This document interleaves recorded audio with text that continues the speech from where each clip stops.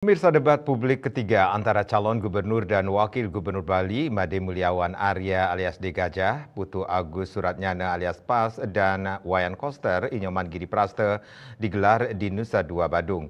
Dalam debat terakhir ini, kedua pasangan calon beradu strategi terkait berbagai masalah di Bali dan salah satunya terkait isu ketenaga kerjaan.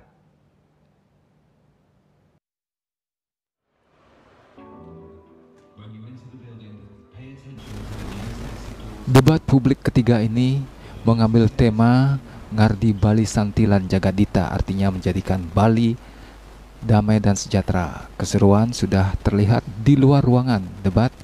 Kedua paslon didukung oleh pendukungnya yang fanatik dengan terus mengumandangkan yel-yel memberi semangat kepada kedua paslon. Mulyawan Arya atau D. Gajah menyoroti angka pengangguran di Bali. Dia berjanji akan meningkatkan kualitas para pekerja dengan pendidikan dan berbagai pelatihan. D. Gajah juga berjanji akan menaikkan upah minimum provinsi yang jika dibandingkan dengan kenaikan UMP Bali dan Jakarta tiap tahunnya memiliki rentang terlalu jauh. Jaraknya agar tidak terlalu timpang, bukan setara jaraknya dengan Indonesia.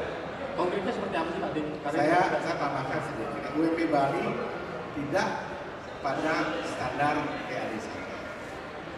UMP adalah menyangkut kebutuhan, ya nggak? Kebutuhan untuk penghidupan yang harus dilakukan, perbaiki iklim investasi. Sementara itu, Koster mengklaim angka pengangguran di Bali beberapa tahun terakhir mengalami penurunan. Menurutnya, isu ketenaga kerjaan di Pulau Dewata memiliki beberapa masalah, diantaranya 67% pekerja di Bali didominasi oleh tenaga kerja yang berpendidikan SD, SMP, dan SMA. Terkait kurang patuhnya perusahaan terhadap penerapan UMP serta warga negara asing yang bekerja ilegal. Oleh karena itu, Koster berjanji akan menegakkan kepatuhan perusahaan terkait UMP dengan selalu berkoordinasi dengan pemerintah pusat. Tidak memungkinkan.